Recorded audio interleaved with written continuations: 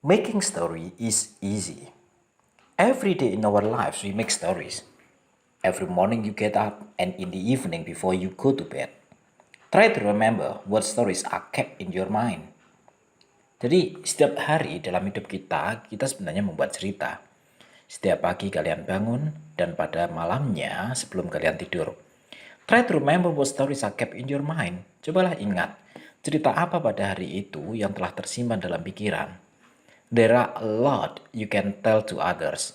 Banyak yang bisa diceritakan pada orang lain. However, when we are asked to tell a story, it is not always easy to do so.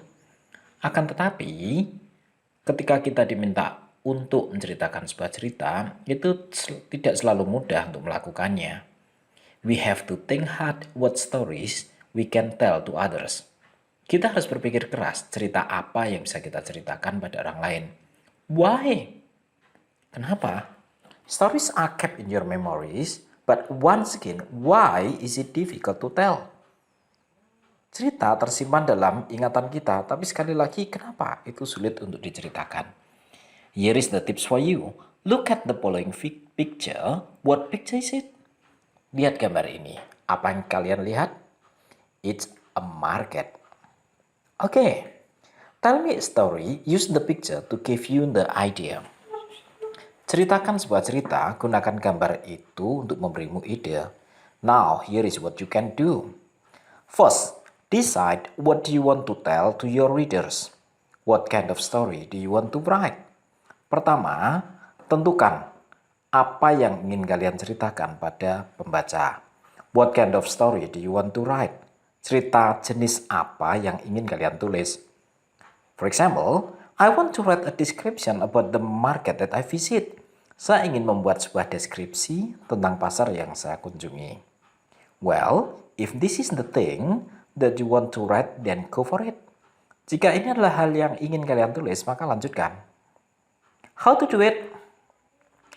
Descriptive text is a text in which you want to make the readers can see what you see, hear what you hear, feel what you feel, and smell what you smell about something.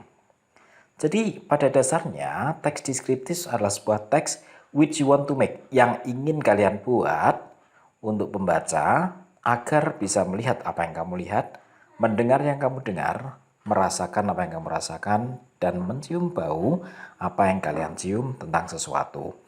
As if, seolah-olah dia berada di sana bersamamu.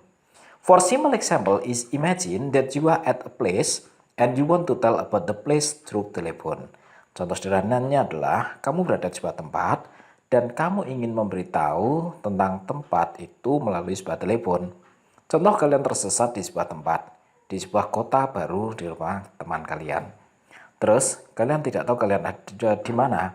Maka cara yang paling gampang ketika kalian telepon, kalian telepon dan deskripsikan tempat di mana kalian berada. Di sisi kiri, sisi kanan, pojok, apa yang kalian dengar, dan lain-lain. Oke. If you once read horror novels, most writers of horror novels are very good at describing the place they use for the setting. Jika kalian sekali membaca sebuah novel horor, sebagian besar penulis dari horror novel itu sangat pandai dalam menggambarkan tempat yang mereka gunakan sebagai settingnya. It makes the reader feel afraid just because of reading the story. Itu bisa membawa pembacanya takut hanya karena membaca cerita itu. Now, let's start making description about the market. Ayo kita mulai membuat sebuah deskripsi tentang pasar. Descriptive text is basically making a story based on the spatial order.